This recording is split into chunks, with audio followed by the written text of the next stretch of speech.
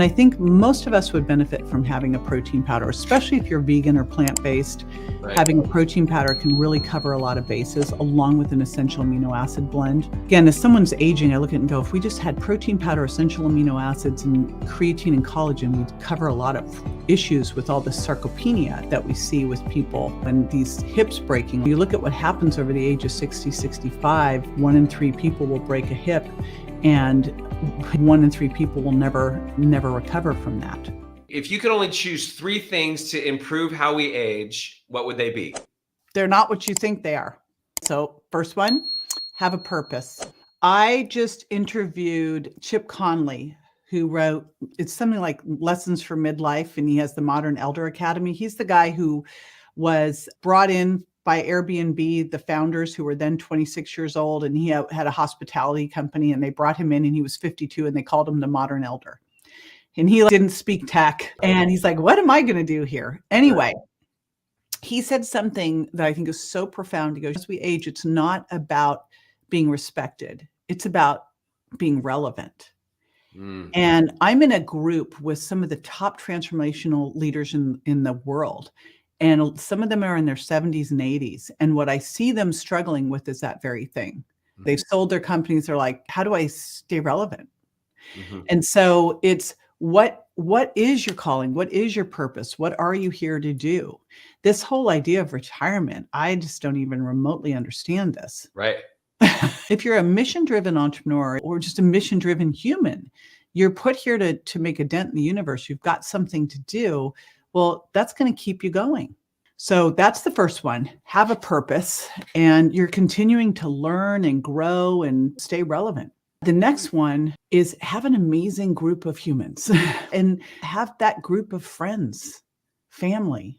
That's the other big one. When you look at the blue zones, everyone tries to make the blue zones about the diet. I'm sorry.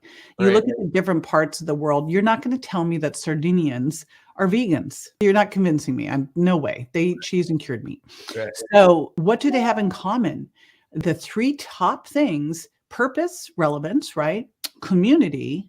Human connection. That community, that connection. Loneliness is an epidemic. And then the third one is they move a lot.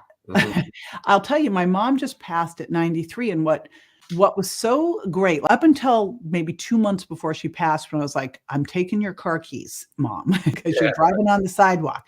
But up until then, she lived up a flight of stairs. Her house, there was no way to navigate the house without having to walk up this flight of stairs. She did all of her groceries. She did all of her housekeeping. She was on an up and down. She was very active. She walked every day. And she had a purpose because she took care of my brother, who my adopted brother is profoundly mentally ill. So she took care of my brother. She had a purpose, and she had this amazing group of friends, very connected to her golf country club. So those 3 things alone make a massive difference. Think if a doctor wrote a prescription for that. Right. Purpose, community, and then they move. Move. Because I just was reading on the news thread, they go, the boomers are wanting to stay in their houses, but they're not realizing what they need to do to prepare themselves for aging. And I'm like, what's that? To get the little elevator thing that goes up the stairs, that stair cat. I go, no, what we should do is once you turn 40, you should be forced to live in a 3-story house for the rest of your life. Right. And by the way, put the food at the top and the bathroom at the bottom. What would happen there?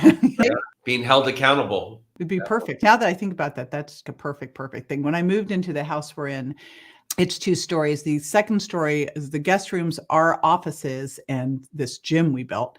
And I was going to bring a fridge up here and an espresso maker and all the things that I would love. And then I went, wait a minute. No, I'm not either. I'm going to make myself go up and down those stairs multiple times a day to get all that stuff. I'm not going to bring it up here and sit on my butt. And I'm sitting here in a studio, but it's a stand-up desk. So I would be standing, except for this elbow. I can't do it. I just can't do it. And I have a walking pad right next to me so that for my meetings, I can walk while I'm taking the meetings. So look for how can you incorporate more movement into your life? Can you have walking meetings? Can you have a walking pad? These things are really inexpensive now to do your Zoom calls on. What can you do to incorporate and move more? I've become crazy about tracking my steps. And with 8,000 being my bare minimum, I do not get to go to bed if I have not hit those. Even if I was traveling or something else where it was really hard to get the steps, I have to get the steps. It's funny. You're talking about living in a 3-story house. I'm in the process of looking for a new home or a new place to live. And one of my criteria is it needs to be just 1 floor. Oh, I do not like walking up and down stairs. I get enough exercise. I get my steps, and I don't need, but it is a good. there actually was a recent study. I don't know how the heck they did this study with rhesus monkeys and what they were correlating was rhesus monkeys aging and their ability, how quickly they could go upstairs. How the hell did they get those monkeys up the stairs? That's me, my elbow hurt. But so it is interesting, but speed of stair climbing, and you see people stumbling. Think of the president on Air Force One, stumbling on the steps, right? So it matters. So maybe you should look for a 2-story house is my takeaway for you. I will consider it. Maybe I won't rule it out immediately. Maybe I'll actually consider it. So you may or may not have an opinion on this, but how does alcohol impact how we age? You know what? This is one that I find very confusing. Obviously, we know that alcohol can disrupt sleep and alcohol can contribute to visceral adipose tissue. However, you look at the blue zones, and then alcohol is this common factor in the blue zones. So you got me, and it's a big head scratcher to me with the whole alcohol thing. Obviously, if you're an addict, alcohol is an out. Right. This would not help, but whether it helps, I'm going to turn off this, something is clicking here. Whether it helps otherwise, gosh, you listen to Andrew Huberman's thing and you're like, but then you look at some of the other stations, got me. The jury is. They used to say a glass of wine a day is good. And then more recently, I've heard, well, that's just marketing. It's really not good. Alcohol is not good for you at all. Yeah, so I don't know. I know there's both sides. So I think for someone who's an addict, that's a non-issue anyway. And if someone's not an addict, would I say, hey, this is something you should start for your health? No, I would never say that. Right. So, but if you are someone who is not an addict and you have red wine here and there, it doesn't seem to be a problem with the research, but it's up in the air. So I don't know. It's one I don't know. Right. And there's some people that say there's zero benefit to alcohol, I guess, other than just having that glass of wine to make you. There's a couple benefits, but they're not probably what the benefits I think are. Number one, it tends to be something where people are out socializing. So there's the benefit of you're relaxing, you're socializing. Right. There's also the benefit of alcohol can raise GABA, help you calm down a bit. So if you're stressed, it can help. How much really impacts you because you go over the little bit that would do, and all of a sudden now you're creating blood sugar issues and toxicity. So my big recommendation is if you're not drinking, don't start for your health. I don't think it makes sense to do it. But if you are someone who enjoys red wine, which I am that person, I grew up outside of Napa Valley, and literally where I grew up, we could go to Napa Valley and they didn't card us. Wait, now, where did you grow up? I grew up in El Cerrito, California. So okay, right. I've heard you say that. And my dad, I'm adopted. My dad was a definite functioning alcoholic. So I always grew up going, I'm not doing that, but I don't have the genetic piece of this at all. I cannot drink. I don't really care. And I love a glass of red wine, but I'm not going to go through my wine thing and drink everything. So I can take it. I can leave it. If I'm going to a nice restaurant, I'm having some. I don't really think too much about it. But again, my general rule of thumb is if you are going to drink something like dry farm wines, which is the clean ones or European ones. And if you're not drinking, don't start for your health. I don't buy that this is a great additive thing. So what's your opinion on organic versus non-organic, grass-fed beef versus corn-fed beef? Do you have an opinion on that? I've heard Dave Asprey talk about how he won't even eat corn-fed beef. He'll only eat grass-fed. It's interesting. I just did an omega quant test, and this is what you can do to find your omega-3 index. And so when we eat food for the macro and micronutrients. If we look first macro, we have protein, fat, and carbs. And then in protein, they break down into amino acids. In fat, they break down into specific different fatty acids. And then in carbs, we've got all the polyphenols, the fiber, and then the sugar, right? And different types of sugar. What we're really looking at when we're talking about grass-fed or wild or pastured, the biggest thing that's impacted there is the fatty acid profile. And what we look at is when well, there's one other piece too, is it tends to be not nutrient dense like it was in the wild. A lot of it, we might have things like pesticides, herbicides, some of the different antibiotics, added hormones, growth hormones, etc. So we got all that garbage in there, and you are what you eat ate. So you've got two different issues when you're eating non-grass fed, non-wild, is you're getting all that stuff that they're going to use to keep animals in close proximity.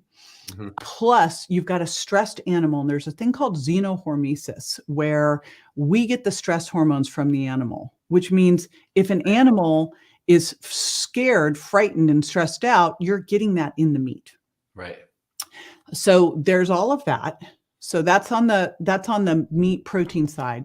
On the fatty acid side, we've really messed with the fatty acid profile, and then realized a lot of these toxins, like the pesticides in the feed, you look at, they're not doing non-GMO feed. So we're getting corn and soy and wheat and candy, by the way. I think you probably heard that they like do all this out-of-date candy and crap and give it to these animals.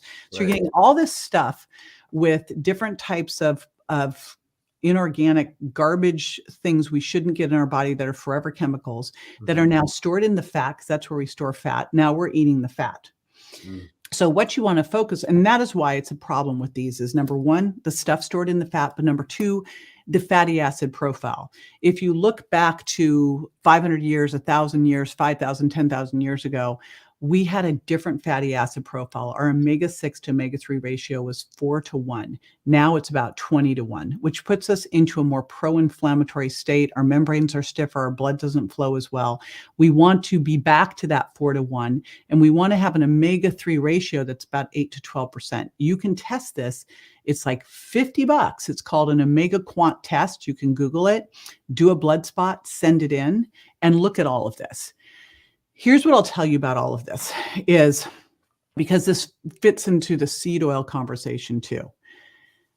I fall in a place where I also have to live in the real world. And I think that we can get too crazy. Right. And so at home, we get Butcher Box, which is all grass-fed, pastured. We buy pastured chicken and pork. We have all wild fish. When I'm out to dinner, I try to get wild fish, grass-fed, etc. Does it always happen? No. Do I get it 75, 80% of the time? Yes. At home, I do all good oils.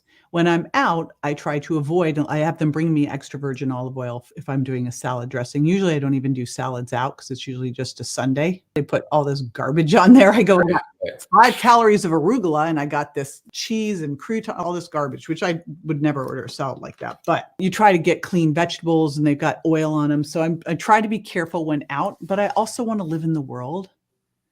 And so I just did my omega quant, and I've got a 12% omega-3 ratio. I've got a 4:1 AA to EPA rate. All my stuff, my trans fats were low. Everything was perfect. And I still can navigate and live out in the world and not have to be, I'll never eat that. So if there's a grass-fed steak on the menu, I'm choosing that. But do I occasionally go wild and have a corn-fed steak? Yes. But I'd say it's the exception, not the rule. But I'm also going to live in the world, and sometimes that's the way it works. Right. So the takeaway that I got from what you just said is basically I want to feel good.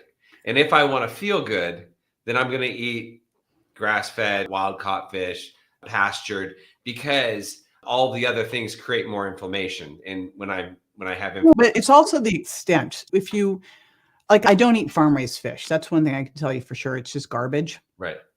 But I'm going to go for a B+, A- on my diet.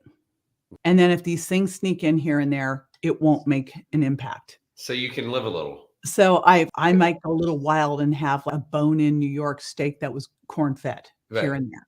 Right. But I'm literally, the time I'm making all the great choices. And then if things sneak in because I'm out in the world, they sneak in. Who cares? Right.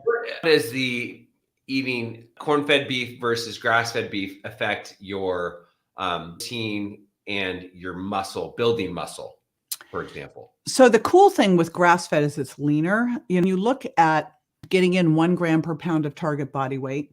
I actually get more than that. I get about 1.5. So I weigh 140 pounds and I'm doing like 60 or more grams of protein a day. I've always been a bigger protein eater. I've always felt better that way. Uh-huh. So you're eating leaner cuts, it's just easier. Otherwise, like someone who's plant-based trying to get enough protein, you're going to go overloading on carbs or fat. Right. You're trying to get all your protein from ribeyes, you're going to overload on the fat. I try to get as lean a protein as possible, and grass-fed, especially grass-fed fillets or New Yorks, are just going to be leaner, right? So that's why I choose that. And the thing with grass-fed is you get a lot more nutrients. It's a lot more nutrient dense too, with the polyphenols and the iron. So better antioxidants, more, there's omega-3s and CLA. So there's just a lot more good stuff in there versus what you're going to get from corn-fed. And we're eating like why we eat. We eat for fuel. Right. Right. Yep. And I think the important thing is just go for an A- on your diet. Go for an A-, because if you go for an A+ and you don't make it, then you're off the rails. I've just coached so many people. I mean, I'm doing this for 40 years. And if someone tries to be perfect, you can't be perfect. I've never done anything perfectly in my life. So if you're trying for perfect, then you can't be perfect. So then you just blow it. And then you're like, forget it. And I'll tomorrow. And that whole silliness starts, right? So make the best choice in the situation that you can. And that's why, saw me at Wizard Academy. And why I have this stupid elbow injury is we drag all this stuff with us, get groceries. We with like collagen, protein powder and creatine and electrolytes and essential amino acids and coffee maker, like we with all this stuff so that we have what we need. Because especially when you travel all the time in a TRX, that's my other thing. I travel with a TRX trainer, so I can always get a workout in.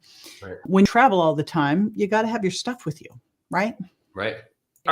What are the supplements or nutrients that you recommend? Some of your top recommendations for aging powerfully. To get a free copy of the 12-step guide that I created for you, click on the link in the description below. I think creatine is the single, supplements. So I'm going to give you the things and the nice to haves, but I think creatine, honestly, I'm kind of embarrassed because for years I was like, that's, the supplement. Yeah. And really actually is more important for women than it is for men. So when you look at getting creatine, our body's going to make, or 2 a day. We really need probably 5 grams a day for tissue saturation. And, doing more explosive exercise, that's when you're using creatine. But creatine's important for mood. It helps with depression. It helps with brain function. It helps with bone health. It helps with skin health. It's everything. Creatine is amazing. I was just talking to a huge creatine researcher yesterday, and I'm like, oh my God, I'm even more convinced now on creatine. Women have less tissue stores than men, and they're trying to eat more plant-based. Now, when you cook meat, you kill creatine, unfortunately. So unless you're eating rare or raw, you're not really getting a whole lot of creatine. There's a little in fish as well, but it doesn't do well with cooking. So I think we all need to be supplementing with creatine every day. Hugely important. You look at what happens with sarcopenia and aging and elderly and creatine, that it should be mandatory. 40 plus thing that you take. So the first one, and there's 2 forms, monohydrate and HCl. And it was interesting because I've always done monohydrate because all the research is on monohydrate, but I had the conversation with this who is all the creatine comes from outside of the country, I think mainly from China, except for this concrete creatine. And it's creatine HCl made in the United States. So I'm actually looking at creating a new formula using this because you need less of it. Okay. So creatine's the first one. Second one, kind of the foundational things, vitamin D with K, so D3, K2, fish oil, and magnesium. I've yet find someone who doesn't need those, right? And unless you're eating fish 5 times a week, wild fish. And I literally had someone DM me, and I'm always amazed at this stuff. They DM me and they said, Dr. Neil Barnard says not to eat fish because it's calorically dense. It's 40% fat. And I go, that's why you would eat it. What am I missing? You're getting all those omega-3s. What is he talking about? Right. Vegan. I was like, are you kidding? You're going to miss those amazing omega-3s? Hello, we need calories to survive. That's how we fuel. That's how we make ATP. Anyway, so Omega-3s, most of us are not going to eat as much fish as we need, and we've got to make sure we're eating clean wild fish. So I think like 2 grams good omega-3 triglyceride form every day.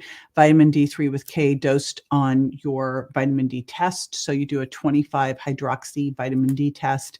You get yourself to 50 to 80 NGs per ml. By the way, huge for brain, huge for depression, huge for insulin sensitivity. And magnesium. I take magnesium before bed. It can help with sleep, help with recovery. So probably, I'd start most people at about 300 milligrams of a good magnesium, like bisglycinate.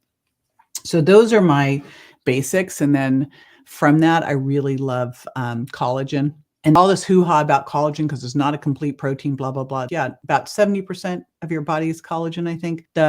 It helps joints and skin and connective tissue. Not going to be the big, muscle that doesn't have leucine, but it's definitely something critical to have in there for anti-aging. So I every day. And then I think most of us would benefit from having a protein powder, especially if you're vegan or plant-based. Right. Having a protein powder can really cover a lot of bases, along with an essential amino acid blend. Like, again, this aging, I look at it and go, if we just had protein powder, essential amino acids, and creatine and collagen, we'd cover a lot of issues with all the sarcopenia that we see with people, and breaking, like, what happens over the age of 60, 65, 1 in 3 people will break a hip, and, 1 people will never recover from that. What's your opinion of essential amino acids versus branched chain amino acids? You don't want to do the branch. You want to do the essential. There's a branch in there. Okay. So don't do branch, do the essential. What does stress do to someone's health? Well, there's types of stress, acute and chronic. Acute, our bodies are used to, they can handle acute, right? That's not what we're talking about. Like, you really look at 1,000 years ago, chronic stress, you would have died. Chronic stress would have been an injury, starvation, freezing, and you would have died. Acute stress, you would have survived or died, but you would have gotten through it and gotten stronger. So we're really talking about chronic stress, which is not what our bodies were built for. And, undersleeping, of poor nutrition, which, when you really look at the majority of us, we have poor nutrition. We might be overfed, but we're undernourished, not moving enough.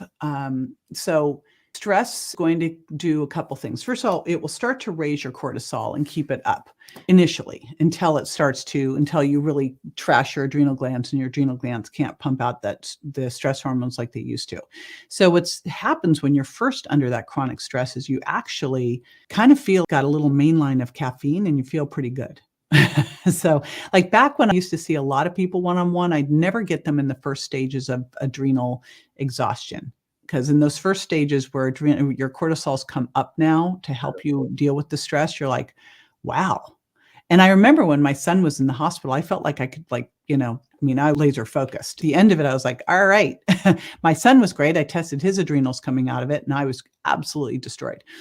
But chronic is going to do a variety of things. Number one, it puts you in a catabolic state where you're breaking down muscle. Very hard to build muscle. It impacts your hormones, especially testosterone and progesterone. So it's lowering, and this is why we're seeing men who testosterone, they should go through andropause about 57, and it's like low testosterone in their 30s and 40s due to stress. So it's lowering testosterone in men and women, lowering progesterone in women, impacting sleep. Obviously, sleep independent of progesterone as well, because it's impacting serotonin and it's impacting dopamine, but impacting serotonin now impacts melatonin. Now we're not getting good sleep. Now we're craving more sugar. It's creating more belly fat, potentially, because number one, your blood sugar is higher because your body is in a constant state of, I need to run away from the tiger or lion. If your blood sugar is higher, it's going to make you more insulin resistant. We also have more cortisol receptors in our belly fat area. So it's going to lay down more fat there, which can lead to more visceral adipose tissue, which is that very dangerous fat that leads to more heart attacks. It makes gut leakier. And when your gut's leakier, it's one lining, one small thin layer to your immune system. So what happens when your gut's more leaky is, especially when we don't chew well, we have lower stomach acid, and stress lowers stomach acid. You now have food particles going into that lining and triggering an immune response. It can trigger autoimmune issues, it can trigger inflammation, it can trigger food sensitivities. Let's see, did I cover everything? I think those are the main ones. Great. Love the answer. We're coming up to the end of the hour. Is there anything else that I should have asked you? And it also triggers all sorts of gut dysbiosis and messes with your gut microbiome. So, but here's the thing. So, let's just, since I gave you all bad about chronic stress, I think that what we have to at least address was, what the heck do you do about that? Right? So, because I think it's one of the most underrated because it's invisible. And, years ago, I ran a cortisol test on one of the doctors I was working with, and his wife was also a doctor, and she taught at USC Medical School. And when I said, "Oh, it looks like you have adrenal exhaustion, let's do a test," he said, "My wife says that's BS. It's just burnout." I go, "We're talking the exact same thing." So I don't even know if the cortisol salivary test is accepted yet into, is stress a factor? But we don't, I think one of the things we tend to miss in our protocol of majoring in the majors is, okay, so we're eat protein first, make sure we're getting in those non-starchy vegetables, a little bit of fruit, we're getting in the healthy fats and supplementing. We're going to move more, get those steps in, add resistance training with some power in it, put in mindful yoga, balance stuff.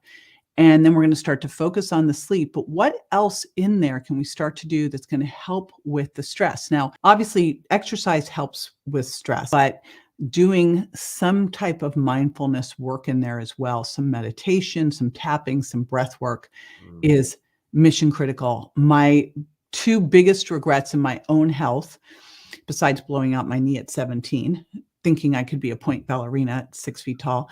My one says, look at that and go, why were you A, trying to be a gymnast, and B, trying to be a point ballerina? Why? Go, they won the basketball team. Why didn't you just go do that? What we're thinking. But on the health side, I would have started meditation way younger. Like, wouldn't it be cool if meditation was taught in school from elementary school on out? It would have been amazing. It would have been like, start creatine way, like, we should all be doing creatine, and, get me mindfulness practice, whatever it means for you, on board, like when you're a little kid. Love it. Well, that brings to the end of the hour. JJ, thank you so much for your time. I really enjoyed this. I got a lot out of it. Where can I find you? So jjvirgin.com, and on there, I did a 7-day Eat Protein First challenge. So you can literally go in there, and all it focuses on for 1 week is you eating protein first, getting the right amount in, because what we find when people do that is all of a sudden in 1 week, they've got better energy, less food cravings, they're not hungry. It starts to make a really profound shift. So I like to focus on one thing at a time. So you'll find that at jjvirgin.com. Awesome. JJ, thank you so much for your time. I appreciate you. And that's it we've come to the end of our episode. Got value from this video. If you heard what you needed to hear, be sure to like it. Comment if you've got a question or you have something to say. Subscribe to the channel. Camelback Recovery provides treatment services for people struggling with mental health, mental illness, addiction, alcoholism, whatever it may be. So if you or a loved one is struggling and you need some guidance and you need some direction, reach out to us. Our contact information is down below, or you can go to our website, camelbackrecovery.com, whether it be detox, inpatient treatment, outpatient treatments, recovery coaching, sober companion services, whatever it may be. Like I said, we can either help you or make sure that you get sent in the right direction. We help people all over the country, all over the world for that matter. I'll see you on the next video.